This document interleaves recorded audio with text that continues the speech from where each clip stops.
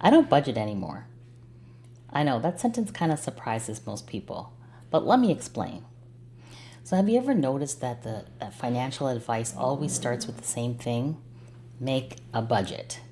But what if you're like me and you're in your 40s or your 50s and you kind of lived life already? You've been managing your bills for decades. You know what your mortgage and your rent are. You know what your spending habits are like. You know how much groceries cost. Well, at least we think we do. The problem isn't that you don't know how to budget. The problem is that life has just become more complicated. Perhaps now you're thinking about retirement, you have adult children that are still, requiring some support. Maybe you're even having to care for your aging parents. And with all of that, you may still be managing some debt and trying to plan for a life that you worked so hard to build. So that's why I created the order method. It's really just a simple framework to try and organize our money without relying on a strict budget. And this is what it stands for. O is for observe. We want to understand where our money is going. R is for ranking, just deciding what is most important in this season of your life. D is for decide. Choose changes that are going to move you closer towards your goal. And then E is to execute.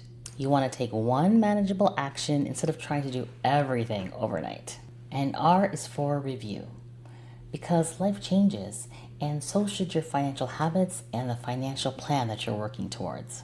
So let's walk through exactly how I use this framework in my 50s to manage my money without using a budget. So let's begin with O, observing your reality. Now, you may think that you are managing your money a certain way, but in reality, sometimes it's not the way you think.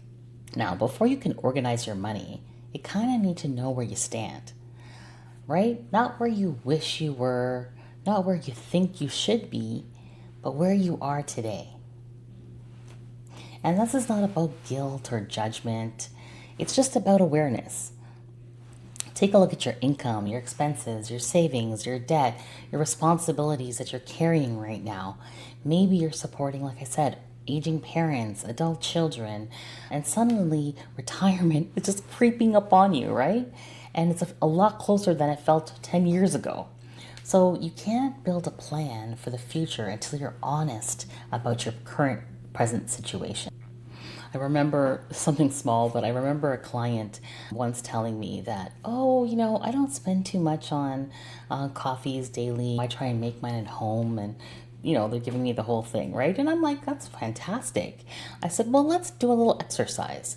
I want you to just count how many times you end up at a coffee shop throughout the course of a week.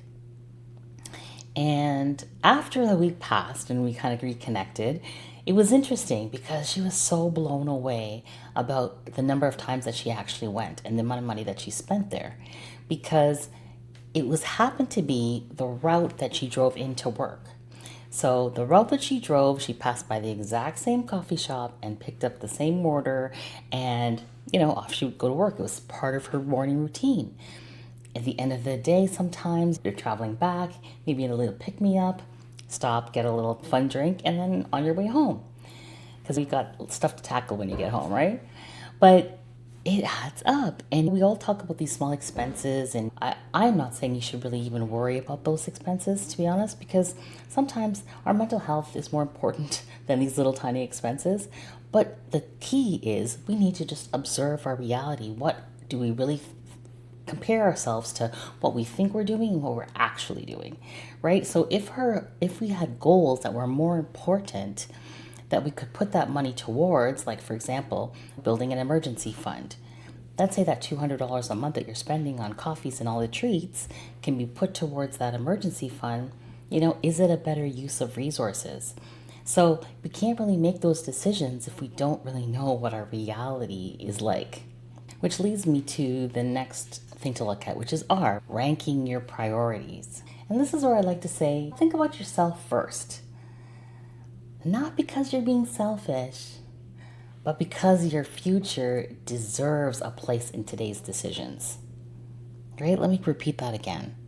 Your future deserves a place in today's decisions. Now, sometimes we think about the future and it's like, oh, it's so far away. We'll deal with it when that time comes. And I'm guilty of that sometimes as well. But if you're not thinking about your future today and the stuff that you're doing today, the future will come and you're not going to be prepared. As much as we try and push those things off, it's getting closer. So saving becomes more important, investing becomes more important, building financial security becomes more important. These should trump some of the things that you're doing on a day-to-day basis.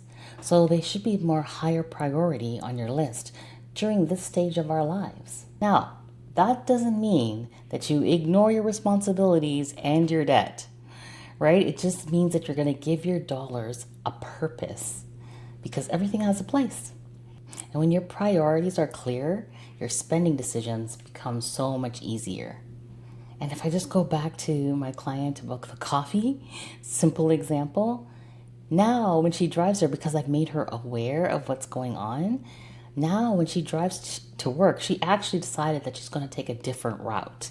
Just bypass it completely and see if that changes habits, right? Sometimes you don't even realize what you're doing.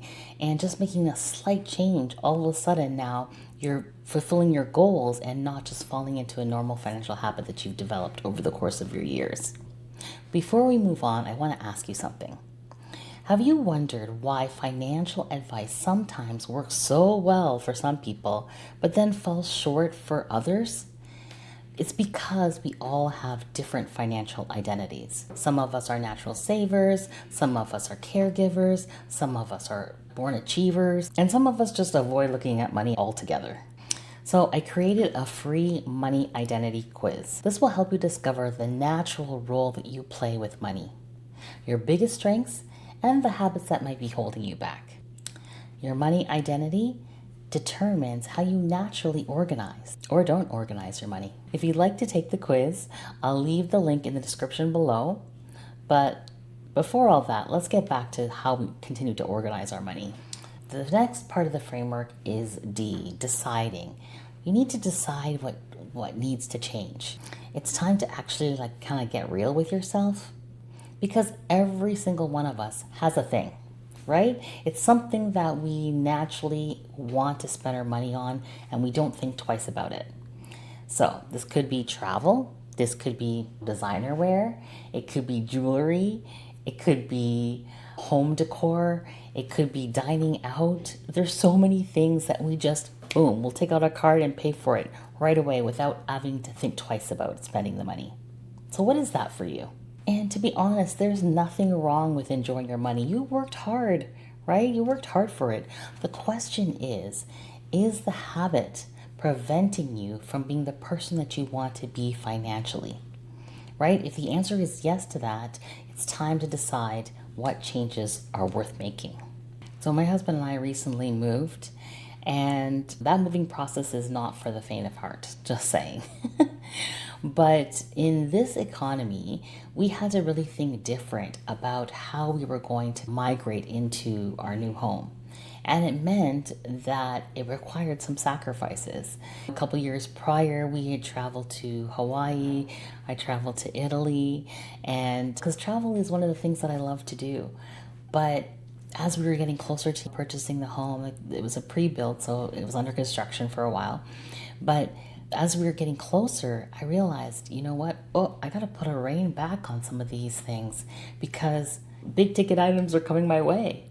And so we just had to decide, make up our minds and say, you know what? For this period of time, we're going to buckle down and we're going to do X, Y, and Z. And it's, like I said, it's not, we didn't create a budget for it. We just decided to change the way we spent our money so that we could focus on the bigger goal that we had at hand. All right, we're on to E, executing small adjustments. You've decided, you have the plan, we've talked about it, and now it's time to execute. And life, it's already busy enough, right? It's busy enough. How do we kind of implement new plans into our established routine that demands so much from us? You know what we do? We make one manageable adjustment. Just one. So Let me give you an example. Maybe it's increasing your retirement contribution. Maybe it's canceling one of your subscriptions that you no longer serves you. Maybe it's cooking one extra meal at home instead of going to a restaurant or takeout. These small actions, repeated consistently, create long-lasting change. And what you're doing is you're just directing the same money that you have into a different position. And all of a sudden, that investment, that savings is going to start to grow because of the one change that you made, right? Progress is always better than perfection. And then finally, it's about reviewing and just refining. Financial organization is not really a one and done. We are such moving, living organisms that we change all the time, right? Especially in these times of our lives, we're changing all the time. Our bodies are changing, our minds are changing, our sleep patterns are changing, so many things are changing.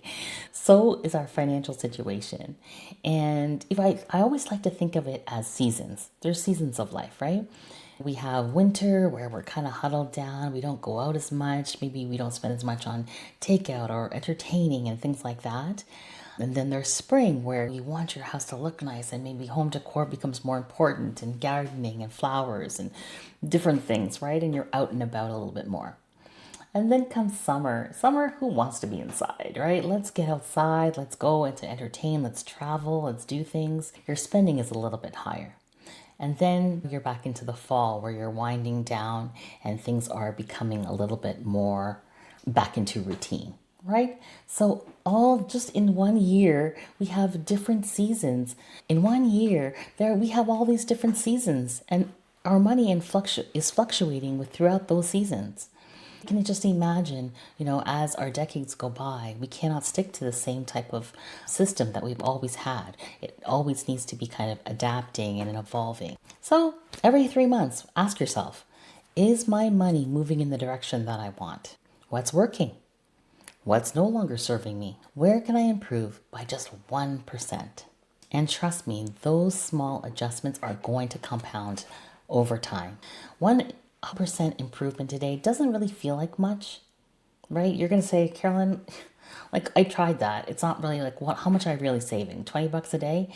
You know what I mean? And you're going to be questioning yourself, this is not making any sense. Why am I doing this? But if you just stay the course and be consistent, you are going to see over 1 year, over 5 years, over 10 years, by the time you retire, you have completely changed your financial future. And that's what organizing your money is all about. Again, it's not about creating this perfect budget with all the spreadsheets and numbers. It's just following these steps. Because once your money has a direction, you have more confidence. And you know what? Here's what I've learned over the years of managing my own money and being a coach to others, is that two people can have the exact same income and make completely different financial decisions. Why? Because they have different money identities. So that's why I created the money identity quiz. In just a few minutes, you're going to discover the role that you naturally play with money, what's working in your favor, and what's getting you a little bit stuck. Once you understand your money identity, then organizing your money is just going to become so much easier. So I kind of put it into 4 buckets. The achiever, they tend to rank their priorities really well, but then they skip the review part and they start chasing the next goal. The caregivers, they struggle with ranking things in priority, but then they start putting everybody else's needs above their own. The responsible one, who excels at observing, but hesitates to decide and make changes. And then we have the reinventor, who is great at executing, but really needs to practice consistency with review. You can find that link again in the description below. Thank you so much for being here. My name is Carolyn and I'm a money coach. And this is just the beginning of my 90-day journey to help you organize your money, one simple step at a time. In the next video, we're going to continue to build on what we started today, ordering. So make sure you subscribed if you haven't already. And remember that 1% change in the right direction is still progress. So be proud of it and keep going. And I'll see you in the next video.